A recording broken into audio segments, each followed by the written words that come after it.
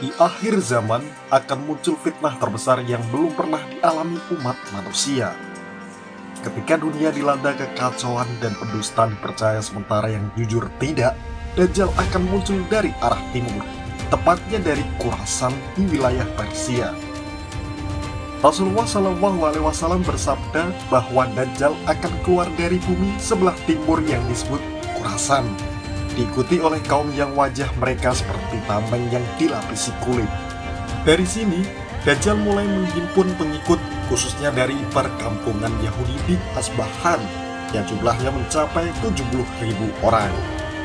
Dengan pengikut yang setia, Dajjal memulai aksinya untuk menguasai bumi, merusak segala yang ada di antara Syam dan Irak, dan menyebarkan fitnah besar.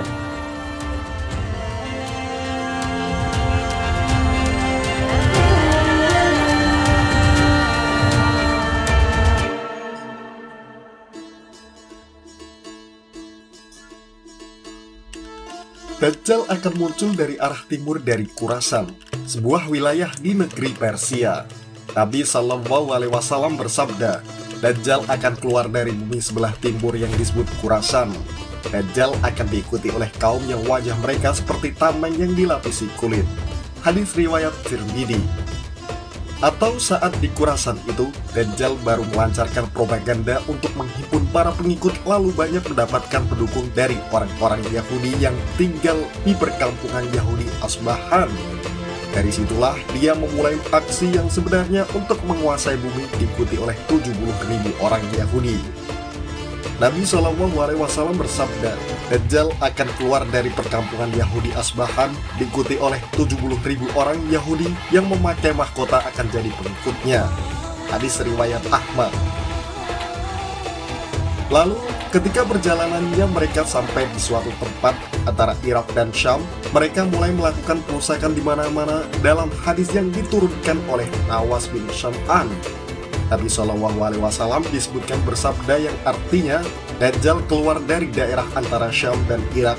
Dia lantas merusak kanan dan kiri. Wahai para hamba Allah, tetap teguhlah. Dari daerah di antara Syam dan Irak itu, Dajjal akan terus mengurungi bumi. Dia memiliki kemampuan berpindah dan bergerak dengan sangat cepat, hujan yang diakhiri angin.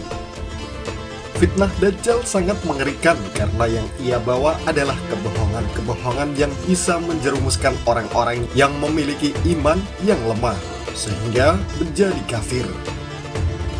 Dajjal akan mempengaruhi manusia dengan begitu cepat. Mula-mula Dajjal akan mengaku sebagai nabi, namun kita perlu ingat bahwa tidak ada lagi nabi sesudah Nabi Muhammad SAW. Setelah itu, dia mengaku sebagai Tuhan. Ingatlah bahwa Tuhan yang benar tidak mungkin kita lihat sebelum mati.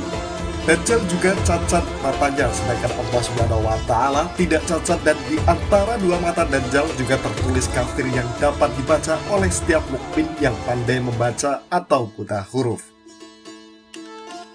Dalam riwayat lain, Rasulullah SAW juga berkata, Dajjal juga akan membawa surga dan neraka. Nerakanya itu sebenarnya surganya, sedangkan surganya adalah neraka. Barang siapa yang disiksa dengan nerakanya, hendaklah dia nanti meminta pertolongan kepada Allah dan hendaklah dia membaca surat Al-Kahfi. Maka nerakanya itu akan sejuk sebagaimana api yang membakar Nabi Ibrahim alaihissalam.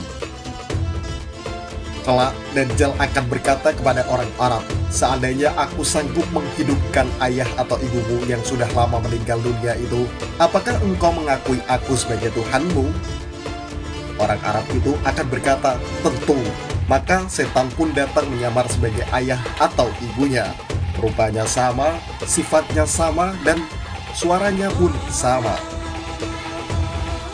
Ibu bapaknya berkata kepada dia, wahai anakku, ikutilah dia, sesungguhnya dialah Tuhanmu. Nanti Dajjal juga akan menyuruh langit supaya akan hujan, dan tiba-tiba hujan pun turun. Dia juga menyuruh bumi untuk mengeluarkan tumbuh-tumbuhannya. Tiba-tiba tumbuhnya pun keluar. Kemudian salah satu ujian terberat bagi umat manusia adalah bahwa Dajjal nanti akan datang ke perkampungan orang-orang baik dan tidak mengakuinya sebagai Tuhan.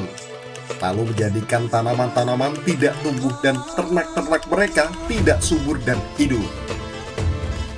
Sebaliknya, Dajjal akan datang ke tempat orang-orang yang percaya adanya dan mengakui sebagai Tuhan. Maka atas izin Allah, hujan pun diturunkan dan tanaman-tanaman mereka pun subur. Demikianlah Dajjal akan terus mendatangi tempat untuk berdakwah. Jika warganya tidak mau beriman kepadanya, maka hujan dibuatnya tidak turun di tempat itu, sehingga tanaman-tanaman pun gagal.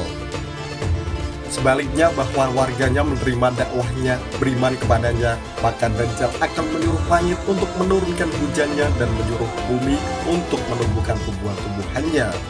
Maka mereka pun mudah mendapatkan air dan tanaman-tanaman mereka pun subur. Aisyah radhiyallahu anha menuturkan, pernah suatu hari Rasulullah SAW masuk ke rumahku. Ketika aku sedang menangis, melihat menangis, beliau bertanya, "Mengapa menangis?" Saya menjawab, "Rasulullah, engkau telah menceritakan Dajjal, maka saya takut mendengarnya." Hadis riwayat Ahmad. Rasulullah SAW bersabda, "Seandainya Dajjal datang pada waktu aku masih hidup, maka aku akan menjagamu dari gangguannya. Kalau dia datang setelah kematianku, maka Tuhan kamu tidak buta dan cacat." Demikianlah nanti Dajjal akan berdiam di bumi selama 40 hari. Satu hari terasa bagaikan setahun, ada satu hari yang bagaikan sebulan, ada satu hari yang terasa satu minggu. Kemudian, hari-hari berikutnya seperti hari biasa. Menurut riwayat, Dajjal itu nanti akan berkata, "Akulah Tuhan seluruh alam dan matahari ini berjalan atas izinku. Apakah kalian menginginkan agar aku menahannya?"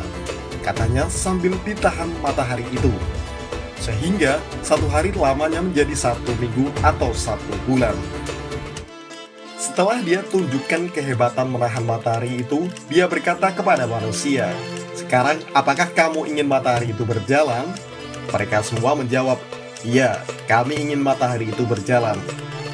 Maka dia tunjukkan lagi kehebatannya, menjadikan satu hari begitu cepat berjalan. Dalam hadis yang diriwayatkan oleh Muslim, Rasulullah SAW bersabda, "Akan keluarlah Dajjal kepada umatku dan dia akan hidup di tengah-tengah mereka selama 40 hari.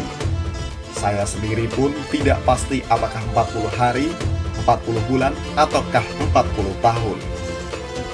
Kemudian Allah Subhanahu wa Ta'ala mengutus Isa bin Maryam yang berupa seolah-olah Urwah bin Mas'ud dan kemudian membunuh Dajjal itu. Dan menurut ceritanya, setelah munculnya Dajjal, hampir semua penduduk dunia menjadi kafir, yakni beriman kepada Dajjal. Konon, orang yang tetap dalam iman hanyalah tinggal 12.000 laki dan 7.000 kaum wanita. Demikianlah Dajjal akan menyuruh manusia di seluruh penjuru bumi selain Mekah dan Madinah. Daya jelajah dan kawasan yang dijangkau Dajjal telah dijelaskan dalam hadis panjang yang diriwayatkan Muslim dari Fatimah binti Qais bahwa Dajjal berkata, "Aku akan keluar dan menelusuri bumi. Tidak akan ada satu daerah pun yang tidak aku singgahi dalam waktu 40 malam kecuali Mekah dan Madinah. Kedua kota tersebut diharamkan bagiku. Padahal aku ingin memasuki salah satu dari kedua kota tersebut, para malaikat menghadangku dengan pedangnya yang terhunus. Di setiap jalan lereng bukit ada malaikat yang menjaganya. Dengan kemampuan yang menyesatkan, dia akan mempengaruhi manusia untuk mengakui dirinya sebagai Tuhan. Bagaimana umat Islam bisa bertahan dan melawan fitnah terbesar ini? Apa langkah-langkah yang harus diambil untuk menjaga iman di tengah cobaan yang begitu besar? Nantikan kelanjutan kisah ini di video berikutnya, dan tetaplah teguh dalam keimanan.